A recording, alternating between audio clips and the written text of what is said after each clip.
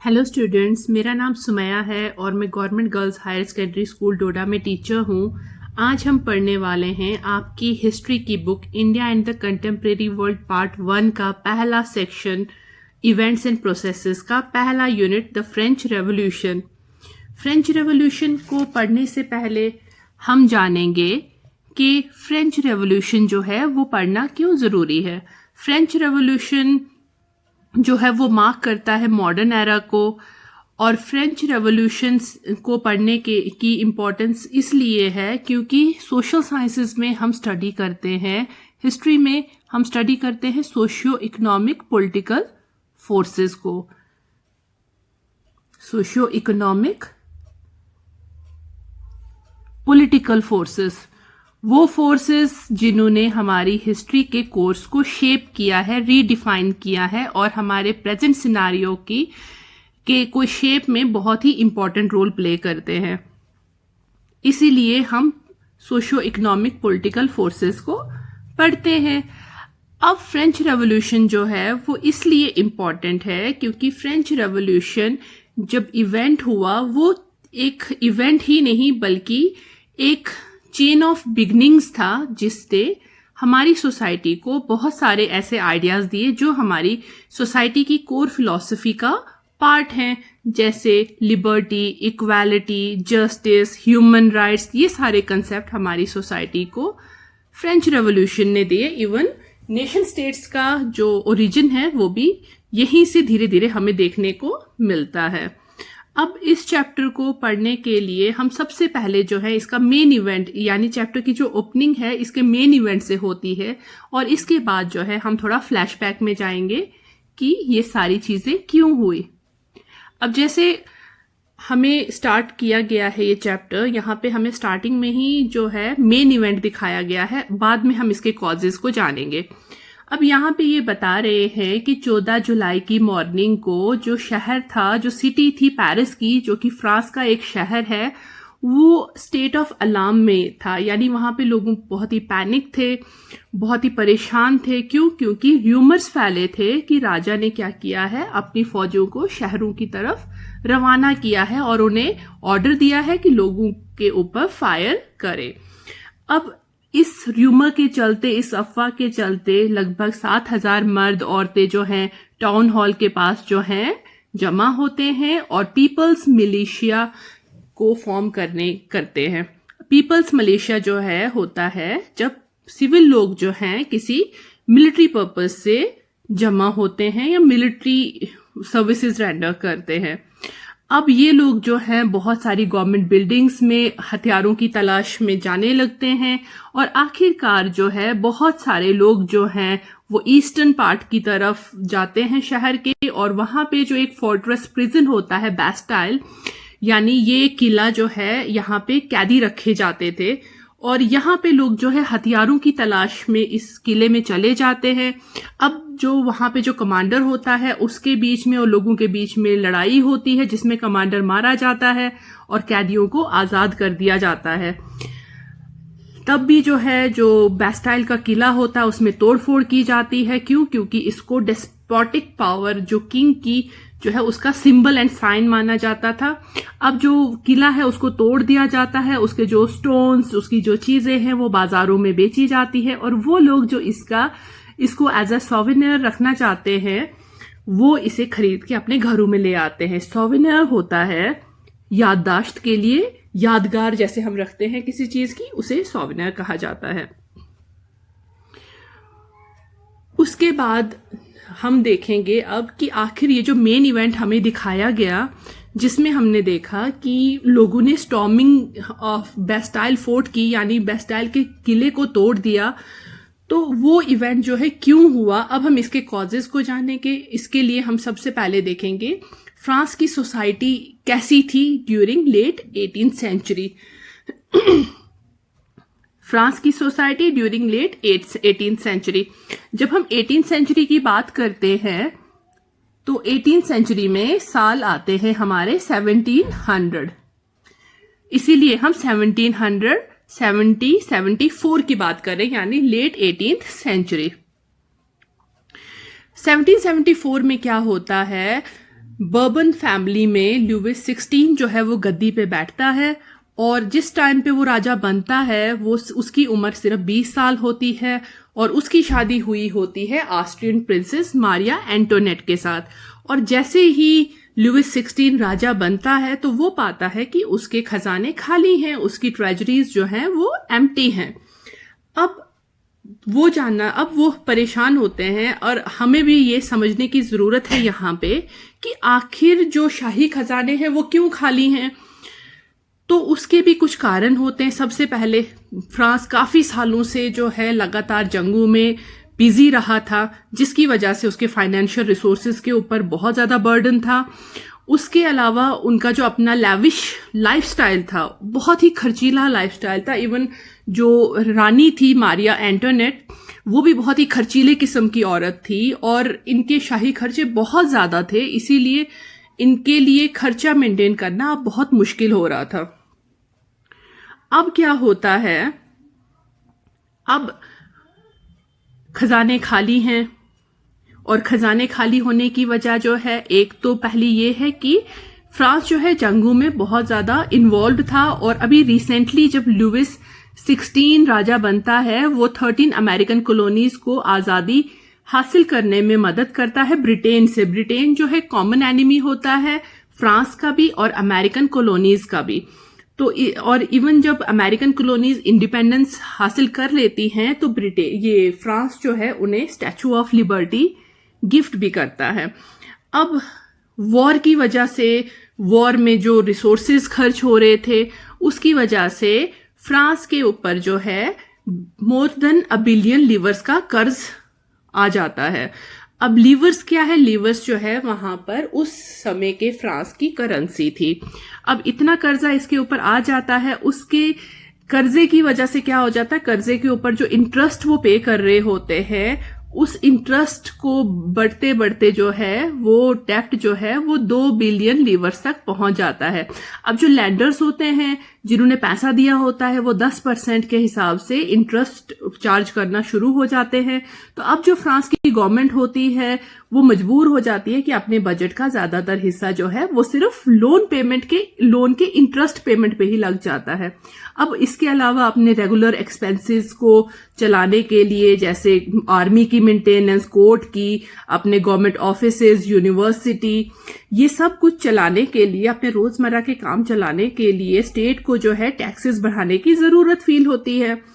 और इससे भी जो है लगता है कि अगर टैक्स बढ़ा भी दिया जाएगा तो सिर्फ जो है वो थोड़ा बहुत ही इकोनॉमी को ठीक कर पाएंगे। अब उस समय पे फ्रांस की जो सोसाइटी थी वो कैसी थी, वो डिवाइडेड थी 3 एस्टेट्स में और सिर्फ जो 3rd एस्टेट के मेंबर्स थे वो टैक्सेस दिया करते थे। हमने देखा कि राजा जो है, नया राजा जो है वो थ्रोन पे असेंड हुआ है, यानी लुइस 16 जो है वो राजा बना है। और जब वो राजा बना है ट्रेजरीज खाली हैं और ट्रेजरीज में पैसा लाने के लिए वो टैक्सेस को बढ़ाने का सोच रहे हैं। लेकिन पुराने फ्रांस में जो है टैक्सेस खाली 3rd एस्टेट के लोग दिया करते थे। अब जो वहां पे उस टाइम पे सोसाइटी जो है 3 एस्टेट्स में डिवाइडेड होती है। 1st एस्टेट में क्लर्जी क्लास होती है, 2nd एस्टेट में जो है नोबेलिटी होती है, 3rd एस्टेट में जो है businessman, merchant, court officials, peasants या आम लोग, जितने भी जो मिडिल क्लास लोग होते हैं, गरीब लोग होते हैं, बाकी सारी जनता जो है वो 3rd एस्टेट में थी। 1st एस्टेट क्लर्जी यानी चर्च और चर्च के लोग जैसे फादर, प्रीस्ट। 2nd एस्टेट में नोबेलिटी, राजा और राजा के लोग। और 3rd एस्टेट में आम लोग। अब इसके अलावा जो है 3rd एस्टेट में जो किसान होते हैं वो 90% जो पॉपुलेशन है वो किसानों की होती है, लेकिन उनके पास सिर्फ थोड़ी सी ही जमीन होती है जिसको वो फसल लगाते थे। लेकिन जो 60% से के आसपास जो लैंड होती है, जो जमीन होती है, वो नोबल्स के पास होती है, चर्च के पास होती है और जो रिचर मेंबर्स थे 3rd एस्टेट के उनके पास होती है। और जो मेंबर्स थे फर्स्ट 2 एस्टेट्स के, क्लर्जी एंड नोबेलिटी, उनके पास सर्टेन प्रिविलेजेस बाय बर्थ थी। बाय बर्थ यानी वो पैदा होने के बेसिस पे उनको वो प्रिविलेजेस मिलती थी। और इनमें से सबसे इंपॉर्टेंट थी कुछ टैक्सेस से इनको एग्जाम्पशंस मिली हुई थी और इनको फ्यूडल प्रिविलेजेस भी मिली हुई थी और इसमें फ्यूडल ड्यूज भी आते हैं। अब ये फ्यूडल प्रिविलेजेस क्या हैं और फ्यूडल ड्यूज क्या हैं ये हम आगे देखेंगे। फ्यूडल ड्यूज ये ड्यूज हैं जो वो किसानों से एक्सट्रैक्ट करते थे और पीजेंट्स और जो इनको फ्यूडल प्रिविलेजेस हैं उसमें क्या था, इनको जो है आम लोग जो हैं जो पीजेंट्स जो हैं इन्हें सर्विसेज रेंडर करनी पड़ती थी इनके हाउस होल्ड वर्क में, इनके खेतों में, आर्मी में जब भी रिक्रूटमेंट्स होती थी किसी भी ये एक्सपीडिशन के टाइम पे या फिर रोड्स वगैरह जब बनाई जाती थी तो पीजेंट्स जो है वो रिक्वायर्ड थे कि वो इन्हें फ्री सर्विसेज प्रोवाइड करते थे। अब इसके अलावा चर्च जो है वो भी एक शेयर वो टैक्सेस का कलेक्ट करती थी जिसको तिथिस कहा जाता था। वो 1/10 होता था पूरी प्रोडक्शन का, 1/10 पूरी प्रोडक्शन का। अब जो तिथिस था उसके अलावा जो है एक डायरेक्ट टैक्स हुआ करता था जो टेल के नाम से जाना जाता है जो कि स्टेट को पीजेंट्स दिया करते थे। उसके अलावा जो है इनडायरेक्ट टैक्सेस होते थे जो कि रोजमर्रा की चीजों के ऊपर जो है लगाए जाते थे जैसे सॉल्ट, टोबैको, और ये सारा जो टैक्स सिस्टम था इसका सारा का सारा बर्डन जो है सिर्फ थर्ड एस्टेट ही उठाती थी। अब हमने देखा कि वहां का जो सोसाइटी का डिवीजन है वो कितना बायस्ड है, कितना प्रिविलेज्ड, वो बर्थ बेस्ड प्रिविलेज्ड लेडन है। तो ऐसे में अब हम जानेंगे कि आखिर फ्रांस की सोसाइटी कैसी थी, आम लोग कैसे थे।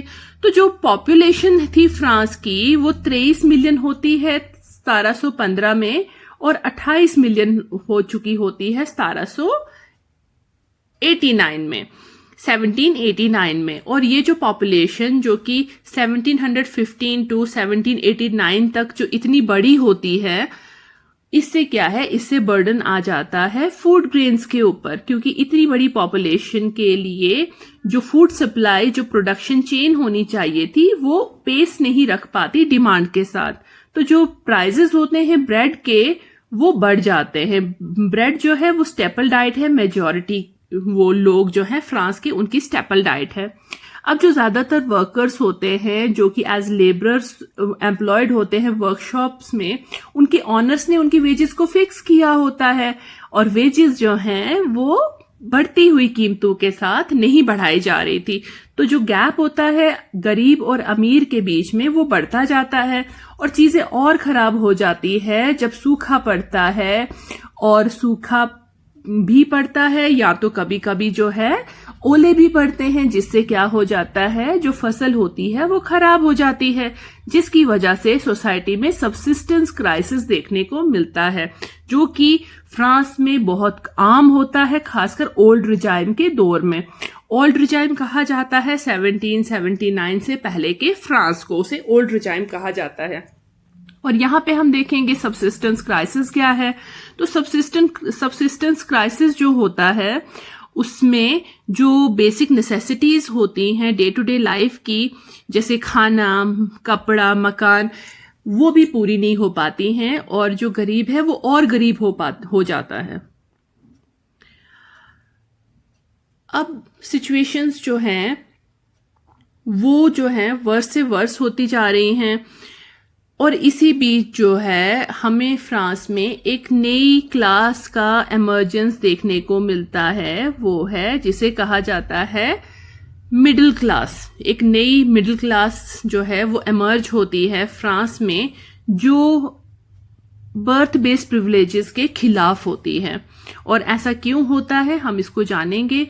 अब 18th सेंचुरी में क्या होता है, 18th सेंचुरी मैंने आपको बताया, 18th सेंचुरी यानी 1700 के जो ईयर्स हैं वो 18th सेंचुरी में आएंगे। 18th सेंचुरी में क्या है, एक नया सोशल ग्रुप जो है जिसे मिडिल क्लास कहा गया, जिनके पास उनकी दौलत जो है ओवरसीज ट्रेड से, मैन्युफैक्चरिंग ऑफ गुड्स से, जैसे वुलन, सिल्क, टेक्सटाइल्स, एक्सपोर्ट, जिन्हें वो एक्सपोर्ट कर रहे हैं और जिसे ये सोसाइटी के अमीर मेंबर्स खरीद रहे हैं, उनसे जो है उनके पास जो है पैसा आ जाता है और वो पैसा जो है यूटिलाइज करते हैं अपने बच्चों की पढ़ाई के ऊपर। और इस तरह से एक नई क्लास जो है वो सामने आती है जिसमें प्रोफेशनल्स होते हैं, जैसे लॉयर्स, प्रोफेसर्स, एडमिनिस्ट्रेटिव ऑफिशियल्स, और ये सारे जो है एजुकेटेड लोग होते हैं और ये मानते हैं कि सोसाइटी में कोई भी ग्रुप जो है वो प्रिविलेज्ड बाय बर्थ नहीं होना चाहिए।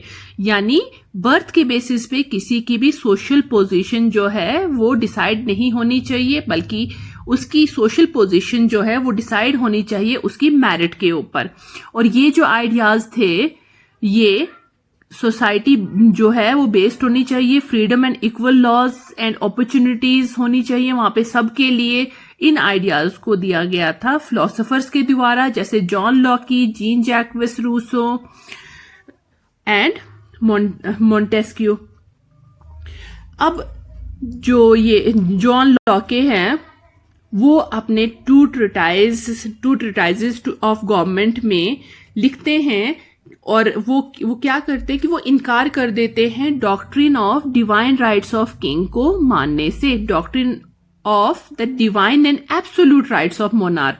अब ये जो डॉक्ट्रिन था, ये जो फिलॉसफी थी, ये जो माना जाता था, ये 18th सेंचुरी यूरोप में ही इनफैक्ट ये माना जाता था, थ्रू आउट यूरोप ये डॉक्ट्रिन प्रेवलेंट था, जहां पे माना जाता था कि राजा के पास एब्सोल्यूट पावर्स हैं और वो रिप्रेजेंटेटिव है गॉड का, और वो किसी को आंसरेबल नहीं है सिवाय गॉड के। तो ये जो है जॉन लॉके जो है इस चीज को मानने से इनकार कर देते हैं। और उसके बाद जीन जैक्विस रूसो जो है वो इसी आइडिया को और आगे बढ़ाते हुए वो ऐसे फॉर्म ऑफ गवर्नमेंट को प्रपोज करते हैं जो कि सोशल कॉन्ट्रैक्ट होगा लोगों के बीच में और उन लोगों के रिप्रेजेंटेटिव्स के बीच में। यानी लोग जो है वो अपने चुने हुए नुमाइंदे की इज्जत करेंगे, उसकी बात मानेंगे, और नुमाइंदा जो है वो लोगों की बात मानेगा। और in the spirit of laws में मोंटेस्क्यू जो है वो क्या कहते हैं, वो कहते हैं कि डिवीजन होनी चाहिए गवर्नमेंट की लेजिस्लेटिव एग्जीक्यूटिव सिस्टम में और इवन जुडिशरी में भी। क्यों? क्योंकि इससे जो है चेक्स एंड बैलेंसेस बने रहते हैं। और ये जो आइडियाज थे, ये जो डिवीजन ऑफ पावर का, ये 13 कॉलोनीज जब आजाद होती हैं तो वो अपने कॉन्स्टिट्यूशन में अब वहां पे लागू भी करते हैं। अब ये जो आइडियाज थे इन फिलोसोफर्स के, जैसे John Locke, gene Jacques Rousseau, ये मोंटेस्क, तो ये इनके जो आइडियाज हैं फिलोसोफर्स के, इनको डिस्कस किया जाने लगा इंटेंसिवली। कहाँ पे? सैलून्स में, कॉफी हाउसेस में, और ये जो है आम लोगों के बीच में किताबों और न्यूज़पेपर्स के जरिए फैलाए जाने लगे। और ये जो आइडियाज थे, इनके जो फिलोसफीज थी, इनको उन ग्रुप्स में जो पढ़ नहीं सकते थे उनमें जो है पढ़ के बताए जाने लगे। और अब जब न्यूज आती है कि लुईस 16 जो है वो सोच रहा है कि अपने खर्चों को चलाने के लिए जो है वो क्या करेगा, टैक्सेस को और बढ़ाएगा, तो इसने इस सारी सिचुएशन में जैसे आग में पेट्रोल काम करते हैं तो इस तरह का काम किया। अच्छा, अब हम देखेंगे outbreak of revolution. Outbreak of revolution को समझने से पहले हम थोड़ा पीछे की चीजों को इसके साथ कनेक्ट करने की कोशिश करेंगे, क्योंकि अभी जो मेन इवेंट जिससे हमने स्टार्ट किया था ना, स्टॉर्मिंग ऑफ बैस्टाइल फोर्ट, वो अभी आने वाला है आगे चैप्टर में, जो फिर से कनेक्ट करेगा चैप्टर को फर्स्ट पेज के साथ। हमने देखा कि फ्रांस में नया राजा आया और राजा बनते ही उसने जो पाया कि उसके खजाने खाली थे, और खजाने खाली थे तो अपने रोजमर्रा के खर्चे चलाने के लिए उसे टैक्सेस को बढ़ाना होगा। अब टैक्सेस को बढ़ाना है, फिर हमने देखा कि फ्रांस में जो है लोग किस तरह से, पॉपुलेशन ऑलरेडी बढ़ी हुई है, पॉपुलेशन बढ़ी हुई है तो फूड ग्रेन्स की स्कैरसिटी है, प्रोडक्शन जो है वो डिमांड को मीट नहीं कर पा रही है, और ऑलरेडी फ्रेंच सोसाइटी जो है वो सबसिस्टेंस क्राइसिस में डूबी हुई है। और फिर हमने देखा कि जो फ्रांस की जो सोसाइटी है जो ऑलरेडी सबसिस्टेंस क्राइसिस में डूबी हुई है, तो वो जो है प्रिविलेज्ड, बर्थ बेस्ड प्रिविलेज जैसे सिस्टम से लेडन है। अब हमने देखा कि वहां पे क्या है, वहां पे जो फर्स्ट एंड सेकंड क्लासेस हैं, एस्टेट्स हैं, फर्स्ट एंड सेकंड एस्टेट है जिसमें क्लर्जी एंड नोबिलिटी फॉल करते हैं, वो जो है ज्यादातर प्रॉपर्टी, पावर, पैसा होल्ड करते हैं। लेकिन वो टैक्सेस देते नहीं है, टैक्सेस देते हैं आम लोग, थर्ड एस्टेट के लोग जो पहले ही गरीब हैं और जो ऑलरेडी सबसिस्टेंस क्राइसिस में हैं। अब जो है, अब राजा ने क्योंकि, और लोग जो है अब इंस्पायर्ड है, और थर्ड एस्टेट जो ये देती है, टैक्सेस देती है, तो वो अब इंस्पायर्ड है फिलोसोफर्स की आइडियोलॉजी से, जो ऑलरेडी अब बर्थ बेस्ड प्रिविलेज्ड सिस्टम के खिलाफ हैं, और वो चाहते हैं कि अब जो है सोशल स्टेटस जो है मेरिट के बेसिस पे डिसाइड हो। अब ऐसे में क्या होता है कि फ्रांस में जब टैक्सेस बढ़ाने का सोचा जाता है तो वहां पे क्या किया जाता है, वहां पे ओल्ड रिजाइम में क्या था, फ्रांस में जो ओल्ड रिजाइम होती है ना, वहां पे राजा के पास पावर्स ही नहीं होती है टैक्सेस को इम्पोज करने की। राजा को यहाँ पे क्या करना होता था, एस्टेट्स जनरल की मीटिंग बुलानी होती थी जहां पे न्यू टैक्सेस को पास किया जा सके। अब एस्टेट्स जनरल जो है एक पॉलिटिकल बॉडी थी जहां पे तीनों एस्टेट्स के लोग अपने रिप्रेजेंटेटिव्स को भेजते थे, लेकिन हुआ क्या था कि जो राजा है वो डिसाइड नहीं कर सकता था अकेले, और आखिरी बार जब इस एस्टेट्स जनरल की मीटिंग बुलाई गई थी वो हुआ था 1614 में, यानी आज से 150 साल से भी ज्यादा वक्त पहले। और 150 साल से पहले जो लोग थे तो वो राजा की बात मानते थे, लेकिन आज जो मिडिल क्लास, आज जो थर्ड एस्टेट इस जर्नल एस्टेट्स की मीटिंग में आने वाला है, वो थर्ड एस्टेट जो है मिडिल क्लास इंटेलिजेंसिया है, जो इंस्पायर्ड है रूसो से, जॉन लॉक और मॉन्टेस्क्यू से। अब जो है, अब क्या होता है, अब 5 मई 1789 को लुइस 16 जो है वो एस्टेट्स जनरल को बुलाता है ताकि नए टैक्सेस को पास किया जा सके, और एक बहुत ही बढ़िया सा वर्सेल्स में एक हॉल जो है इस मीटिंग को होस्ट करने के लिए तैयार किया जाता है। अब जो फर्स्ट और सेकंड एस्टेट्स जो होते हैं उन्होंने 300 रिप्रेजेंटेटिव भेजे होते हैं, जो दोनों जो लोग जो रिप्रेजेंटेटिव्स होते हैं वो उनके लिए चेयर्स अरेंज होती हैं, एक साइड पे 300 चेयर्स, दूसरी साइड पे 300 चेयर्स, जबकि जो 600 मेंबर्स होते हैं थर्ड एस्टेट के, उनको कहा जाता है कि वो उनके पीछे खड़े हो जाएं। अब जो थर्ड एस्टेट है वहां पर कौन लोग आए थे रिप्रेजेंट करने, जो अमीर लोग थे, एजुकेटेड थे, और जो पीजेंट्स, आर्टिजन्स या वुमेन थे उनको यहाँ पे एंट्री नहीं दी गई थी, लेकिन उनकी जो डिमांड्स थी, उनकी जो शिकवे थे, उनने अपने लिख के अपने इनके पास भेजे थे, थर्ड एस्टेट के रिप्रेजेंटेटिव्स के पास 40,000 चिट्ठियों की शक्ल में, जो कि ये रिप्रेजेंटेटिव्स अपने साथ लाए थे। अब जब ये एस्टेट्स जनरल में मीटिंग बुलाई जाती है तो वहां पे क्या होता है कि इससे पहले जब मीटिंग्स होती थी तो राजा के जो ये डिसीजन होता था उसके हिसाब से वहां पे क्या था कि एक एस्टेट को एक वोट मिलता था, यानी जो फर्स्ट एस्टेट है एक वोट उसका होगा, थर्ड एस्टेट जो है वो एक वोट करेगा, और सेकंड एस्टेट जो है वो एक वोट करेगा। और ये जो है डेमोक्रेटिक प्रिंसिपल नहीं था, और थर्ड एस्टेट जो है वो डिमांड करता है, जैसे कि रूसो ने अपने बुक सोशल कॉन्ट्रैक्ट में कहा कि ये कॉन्ट्रैक्ट होना चाहिए, और एक इंसान को, इन्होंने कहा कि एक इंसान को एक वोट मिलना चाहिए, ना कि एक एस्टेट को एक वोट दिया जाए। अब किंग जो है इनकी इस बात को रिजेक्ट कर देता है, तो जो थर्ड एस्टेट के लोग होते हैं वो वॉकआउट करते हैं असेंबली को इन प्रोटेस्ट। अब जो रिप्रेजेंटेटिव्स होते हैं थर्ड एस्टेट को, वो अपने आप को स्पोक्स पर्सन मान के चलते हैं होल फ्रेंच नेशन का, और 20 जून को वो कहां पे, hall of an indoor tennis court, जो कि वर्सेल्स के किले में ही था, वहां पे जमा होते हैं, और उन अपने आप को जो है वो नेशनल असेंबली डिक्लेयर करते हैं, और कसम खाते कि हम तब तक तितर बितर नहीं होंगे जब तक हम अपने लिए एक कॉन्स्टिट्यूशन बना नहीं लेते जो कि राजा की पावर्स के ऊपर लगाम लगाए। और इसके अलावा इन्हें लीड कर रहे थे मीराबाई एबेसीज। ये मीराबाई जो है ये भी नोबल फैमिली के थे, और वो भी मानते थे कि सोसाइटी को ये जो फ्यूडल प्रिविलेजेस हैं इनको डू अवे करने की जरूरत है, फ्यूडल प्रिविलेजेस अगर मैं आपसे कहूं कि जो जैसे इंडिया में होता था ना, जागीरदार जो मनसबदार, उन्हें जैसे राजा अपना एक जमीन का हिस्सा किसी को दे देता था और वो जो गवर्नर होता था वहां का, तो वो लोगों से टैक्सेस कलेक्ट करके थोड़ा सा हिस्सा राजा को भी देता था। तो उसी तरह से कुछ वेस्टर्न सोसाइटी में भी इन्हें फ्यूडल लॉर्ड्स की तरह देखा जाता था, इन्हें फ्यूडल लॉर्ड्स कहा जाता था। और इन फ्यूडल लॉर्ड्स के बाद जो प्रिविलेजेस हैं उन्हें फ्यूडल प्रिविलेजेस कहा जा रहा है। इन्हें जो कुछ फायदे इससे मिल रहे हैं वो फ्यूडल प्रिविलेजेस यहाँ पे कही जा रही हैं। और ये यहाँ पे एक जर्नल लाते हैं, और मतलब ये जर्नल लाते हैं और साथ ही साथ बहुत सारी स्पीचेस डिलीवर करते हैं, किसमें जो क्राउड्स, जो लोग असेंबल हुए होते हैं वर्सेल्स के किले में, वहां पे स्पीचेस की जाती हैं। अब जो ये है, अब वहां पे जो ये थे,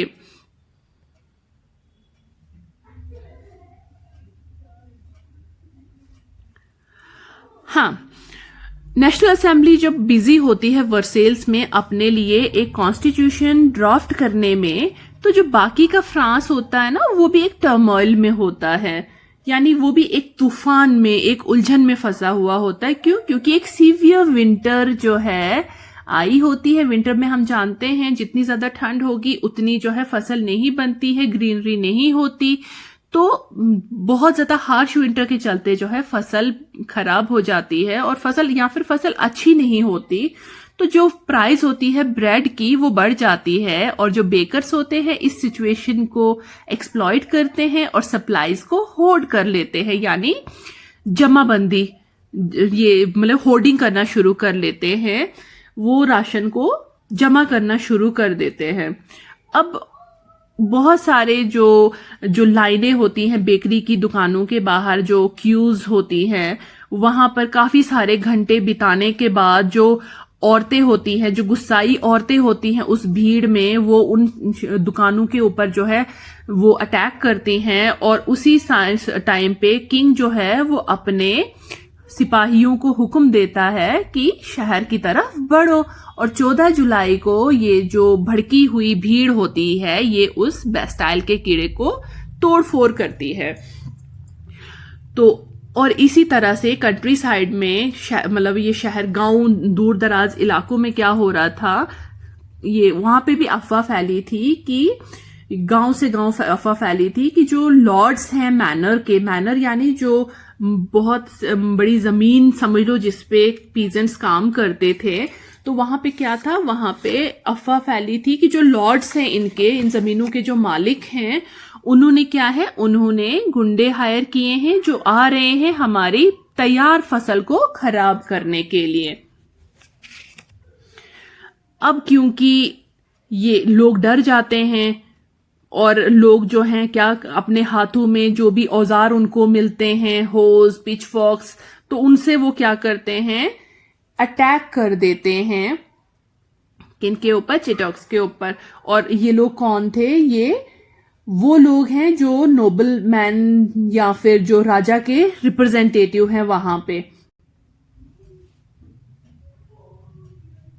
कैसल, वहां पे जो मतलब किले वगैरह या फिर राजा के जो भी रेजिडेंस वगैरह है ना, राजा के लोगों की जो रेजिडेंस है वहां पे, उनके ऊपर हमला कर लेते हैं और उनको लूटते हैं। उनकी ये फसल जो है, उनके पास जो ग्रेन्स होते हैं उनको लूटते हैं, उनके डॉक्यूमेंट्स को जला देते हैं जिनमें रिकॉर्ड्स होते हैं मैनोरियल ड्यूज के, कि किसके पास कितना जो है पेंडिंग है, जो भी हिसाब किताब की जो खाता बुक टाइप में होती है उसे भी जला देते हैं।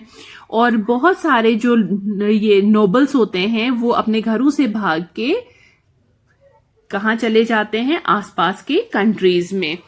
अब ये सारी सिचुएशन देख के कि लोग जो है वो रिवोल्ट कर रहे हैं, लुइस 16 जो है वो मान जाता है, नेशनल असेंबली को एक्सेप्ट करता है और वो इस चीज के लिए ये एक्सेप्ट कर लेता है कि आज से उसकी पावर्स के ऊपर कॉन्स्टिट्यूशन का चेक होगा। और 4 अगस्त 1789 को असेंबली जो है एक डिक्री पास करती है जहां पे फ्यूडल सिस्टम को जो feudal system of obligations and taxes है उसको एबॉलिश कर दिया जाता है, और जो मेंबर्स होते हैं क्लर्जी क्लास के उनको भी फोर्स किया जाता है कि वो भी अपनी प्रिविलेजेस को गिव अप कर लें, और जो तिथीज जो होता है जो 1/10 ऑफ द वो ये प्रोडक्शन होता है जो कि चर्च लेती थी पीजेंट से, वो भी एबॉलिश किया जाता है, और जो चर्च के पास जो जमीनें होती हैं उनको भी कन्फिस्केट किया जाता है, यानी उनसे छीन लिया जाता है, वापस ले लिया जाता है। और इसके चलते क्या होता है, गवर्नमेंट के पास बहुत सारे जो है एसेट्स आ जाते हैं, एटलीस्ट 2 बिलियन लीवर्स, जो कि उस वक्त के फ्रांस की करेंसी थी। अब यहाँ पे जो है हम कनेक्ट करेंगे पीछे जो है, जैसे हमने यहाँ पे हमने देखा था ना, हमारा चैप्टर ही स्टार्ट हुआ था स्टॉर्मिंग ऑफ बैस्टाइल फोर्ट के साथ, तो हम यहाँ पे वापस से वहां पे पहुंच गए। इसी ये स्लाइड पे हमने डिस्कस किया कि कैसे जो है स्टॉर्मिंग ऑफ बैस्टाइल फोर्ट हुई, जिस इवेंट से हमने इस चैप्टर को स्टार्ट किया था। अब थोड़ा सा हम इसको रिवाइज करेंगे, तो नेक्स्ट जो है हम अगले पार्ट में इसे डिस्कस करेंगे। हमने देखा सबसे पहले कि फ्रांस में 1774 में एक नया राजा आता है, और राजा जब आता है वो देखता है कि उसके खजाने जो हैं वो खाली हैं, और जब खजाने खाली वो देखता है तो वो सोचता है कि मुझे टैक्स बढ़ाने होंगे, और टैक्सेस बढ़ाने के लिए वो क्या करता है, उसे बुलानी पड़ती है थर्ड एस्टेट की मीटिंग। और थर्ड एस्टेट की जो मीटिंग होती है वहां पर जो लोग अब आए होते हैं थर्ड एस्टेट के, वो सारे पढ़े लिखे और एनलाइटेंड लोग होते हैं। और एनलाइटेंड होते हैं वो किनके आइडियाज से, जो कि आइडियाज हैं फिलोसोफर्स के, फिलोसोफर्स जैसे gene Jacques Rousseau, John Locke के। और जो सोसाइटी हमने देखी वहां की वो थी बहुत ही, जिनकी पॉपुलेशन इंक्रीज हुई थी, और फूड ग्रेन्स की स्केर्सिटी थी, और वर्कर्स की जो वेजेस थी वो स्टैग्नेंट थी, और जो सोसाइटी थी वो डूबी हुई थी सबसिस्टेंस क्राइसिस में। कब? ओल्ड रिजाइम जो फ्रांस की थी, यानी 1779 से पहले।